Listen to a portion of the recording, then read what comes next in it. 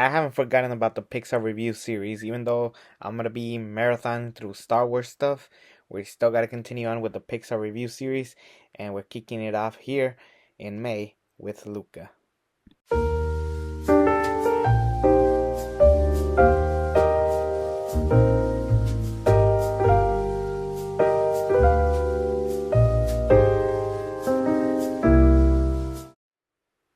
There's no question of what I'm about to say, but Luca is hands down the most underrated Pixar movie, and part of it has to do with the fact that not a lot of people went to go see it in the theaters because 2021 was a year where they would be uploading movies on their streaming services. It's like HBO Max did it, so then naturally everybody else started doing it. So the option was go to the theater or stay home and watch the movie there.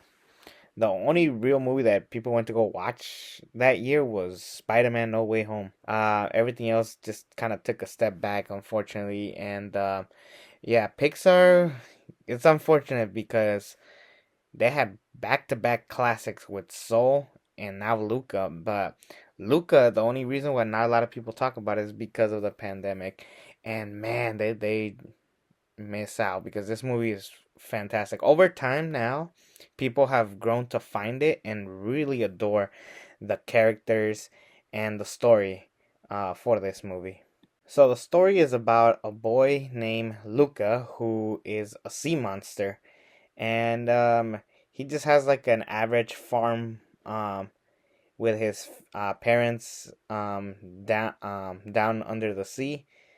And one day he just starts discovering a lot of things that have been in land. So he just started collecting things, and in the process he finds another sea monster by the name of Alberto, and he follows him around, and in the process he sees that he goes out in the land, and the thing is when he goes into the land, it was like they turn human, and in the process he freaks out. He is learning how to walk. He's doing all this stuff for the first time.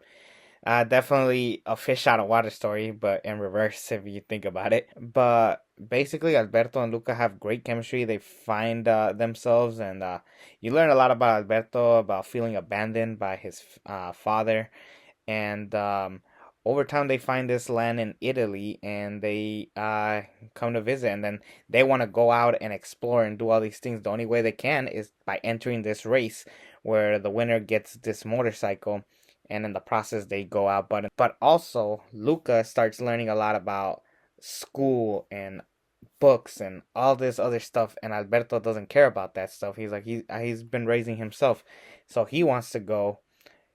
So Luca wants to go with Julia um to school and learn more about his people. However, it's unfortunate because sea creatures are always seen as monsters. Unfortunately, Luca just learns to just stay with Alberto, but Luca wants to believe that he can.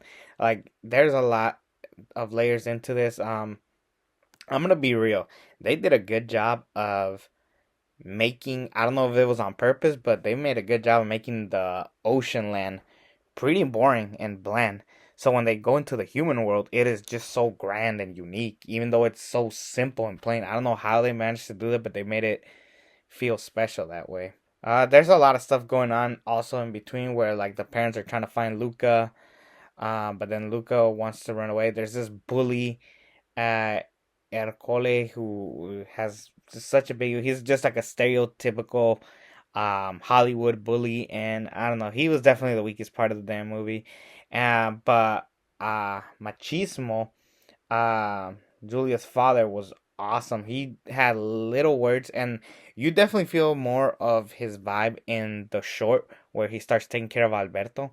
Like I feel like there's more in that for you to really appreciate Machismo, even though he's really great here. There's a part where um Julia finds out that Alberto is a sea monster, and then Luca betrays him like, a sea monster, and it was so devastating and it was so sad. But I do appreciate that when it rains during the race and then the sea monsters are seen as people saving Julia because it's her friend. machismo, basically, who is this hunter, is like, no, these sea monsters are not monsters. They're just like us. And they do a fantastic job of this. The chemistry between the characters are very lovable. But Grandma doesn't really do much outside of just being like this explorer. They really don't show her that much. There's a lot of fun moments of Luca and Alberto learning how to be human, learning about their lives. Um, I can't really hate this movie. This is a really underrated movie, one of Pixar's most underrated movies, and I'm happy that people are now starting to go out of their way and go finding the movie. I believe the movie turns 5 years old. I know somewhere down the road they're gonna end up putting this in the theater, and if they do, I want to go see it because this truly deserves to be watched in the theater because this movie gets an A. It is a fantastic movie.